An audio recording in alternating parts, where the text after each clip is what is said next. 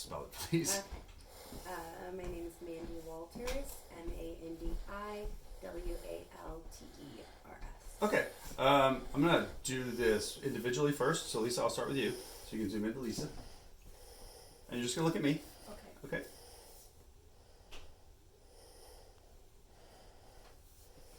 Okay. Okay. Tell me one word that best describes your mom. Empathetic. Why? My mom believed that every life had a purpose. That whether it was a criminal, whether it was a frog, everything had a meaning, and she related to everybody. And she always played devil's advocate. It doesn't matter what the situation was. She forgave everybody for everything. She didn't hold a grudge. There was always so much more to life, and she related to everybody. Anybody that did anything bad to her, well, they have this going on, and that was her in a nutshell. Yeah. From everything I've seen, how much did she love her grandkids? They were the light of her life, and vice versa. She watched my son for the first year of his life, and he's only 3, and he still asks for her. It was kind of her reborn, her chance to do over again, and she was the most amazing grandma. What did he call her? Does he call her Grammy or what? He called her Grandma. He calls her Grandma Tonya. But she also had another one of the grandkids for the first year of his life, and I mean, they were each other's soulmate. She would tell him every day when he woke up, the world can start now because Jairus is awake. And his birthday was last week. And it's the first time she's not been there. Is he the little guy in the video? He's 8. Okay. He's 8, so he's old enough to understand that his favorite person isn't here anymore. Yeah. Yeah. So the video that you sent me, can you tell me what's on that video or kind of describe it or? The one where they're like punching each other. Well, that one and then the other one where he's in the black outfit. Oh, that's my son. Okay. And she got him this leather coat. I'm not sure where she found it, but she anytime that she saw anything anywhere, it doesn't matter where it was at, and it reminded her of the grandkids, she was going to buy it. It doesn't matter if it included counting the change in her car to buy it. She was going to buy it for them. And so she bought I think he was 1 year old, a leather jacket, and he thought he was so cool. And these blue knitted mittens that she had gotten from one of the Goodwill places around here, and that was them in the mirror trying them on for the first time. And yeah. Yeah. Oh my gosh, I mean I know how painful this is, and I can't imagine what you must want to say to the driver. I mean, I'm not like your mom. I'm not as forgiving as other people. What do you feel that driver needs to know? What do you have to say to them? That if she was here, she would have forgiven them by now. That she would wish no harm on them. No matter the circumstances, she wouldn't want this to ruin somebody else's family. She would see both sides of it. She had a background in drug and alcohol counseling, and she has a history, and she related to everybody. It didn't matter what the reason was. She would have forgiven them. Do you feel the same way? I want to in honor of her. But it's hard when we've had 2 holidays and a grandkid birthday that we had to celebrate with her in a box instead of here.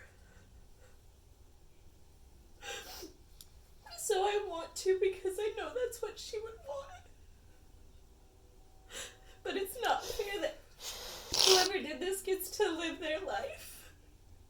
Well, we don't get her anymore. You're almost done. What do you miss about her most every day? Is it the little moments, or is it the big holidays at times, or?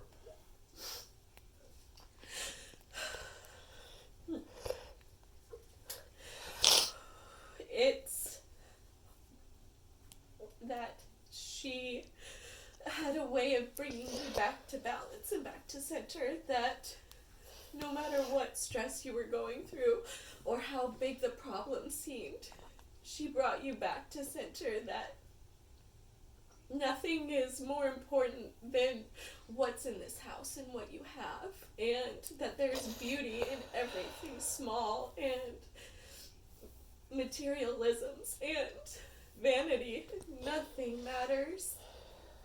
None of that matters. What matters most is what we have here, and we are so blessed for the family that we have, and everybody is here and healthy. So no matter what I was going through, personal life, work, being a single mom, she had a way of just bringing me back to center and calming me down, and then she was always here at the drop of a hat, no matter what I needed to take care of the kids. She was the fun grandma outside playing in the yard with them, no matter rain or snow. It didn't matter. She was outside with them. And Aw, is there anything I didn't ask you that you want to say?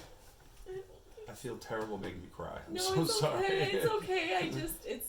We're very grateful for this opportunity. It's just a lot like opening up the scab at this point, but we are grateful for it.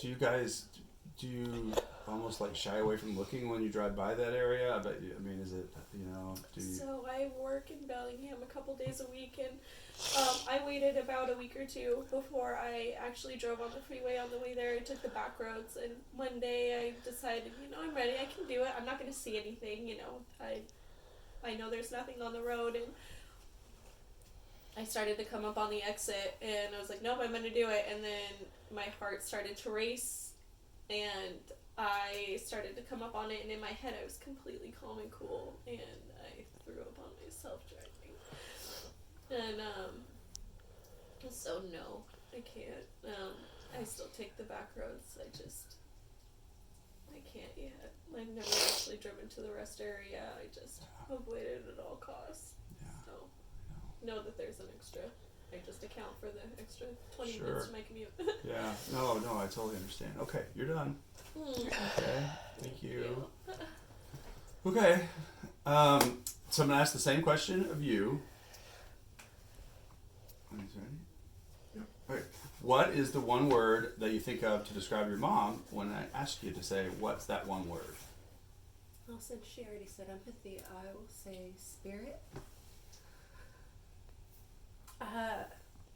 Because she had so much spirit, free spirit, like a fairy. That woman was so positive and happy. She had more energy than we did. She could keep up with her grandkids better than we could. And you would almost never find her inside on the couch watching TV. She was actively, I still have art projects at my house that she would do with my kids, like if she was a teacher, painting rocks, glitter glue to teach them how to write their name. She was just so much fun. She was so much fun. She's like a child. So next to empathy, spirit would be that, because she was so loving and compassionate and just fun, very positive. She didn't like negativity. And she wouldn't get mad if you were being negative. She would try and find ways to make you, like, to pump you up and get you excited and like, let's go fly a kite. Let's go do this. Yeah. Go sit around crying in your food, your cereal. Did your kids call her Grandma Tonya also, or? Grandma. Grandma. Okay. And then what? Have you been back by where it happened? No. No, we work for the same agency. Okay. And I've refused to go up to the Bellingham office. Yeah. So what do you What do you think about that? Your mom, was she so like mission oriented? Like she gets something in her head that she was going to be out there, you know, going to check on somebody she cared about. What do you think about like why? Because how do you explain to people that's kind of part of who she was?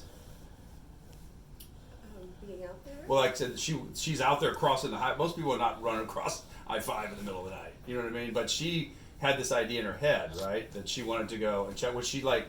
Would she would just do things, or would she? No. Yeah. That not unsafe things like that. When I explain it to people, I tell them the only person who knows that is gone. I don't know why.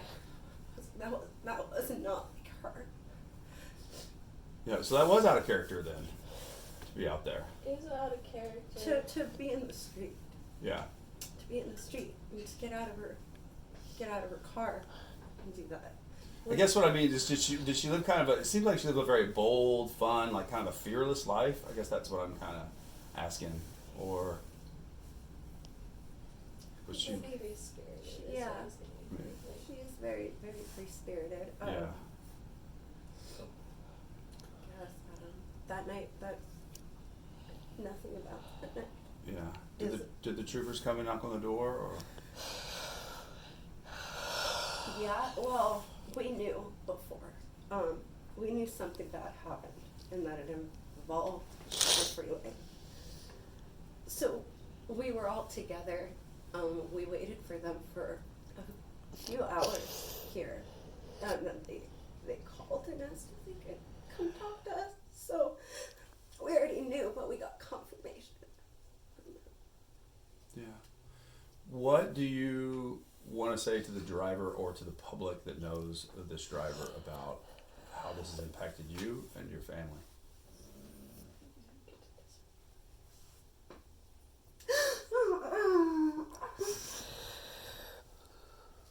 Because that's such a powerful part of me. Just take a deep breath.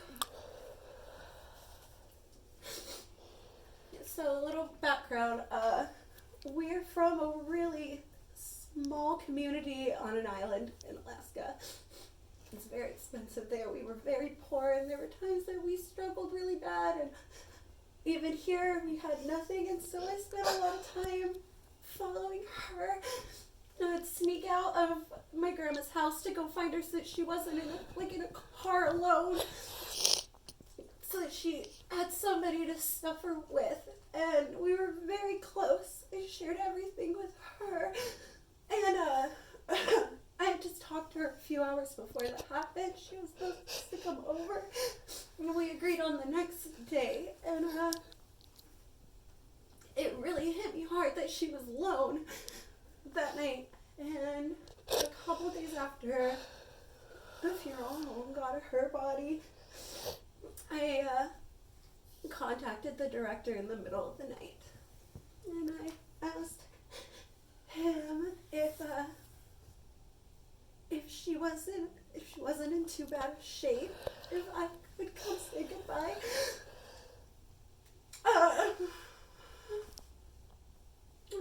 I would listen to his recommendation. And he called me that next morning, and he said that he said, I can't tell you no, but your mom doesn't look like herself, and it wouldn't be a good feeling, and I wouldn't want to have that be my last memory of her, but I really, really needed to kiss her goodbye, because I loved her like a child. I needed that, but she was hit twice. She was left, and then she got hit by a bigger truck, and it destroyed her. And so it took our mom, and I hadn't seen her in like a week. I just really wanted to hold her.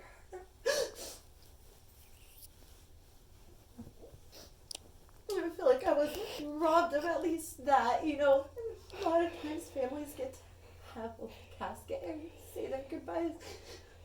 We did it. might have if it would have just been the one car.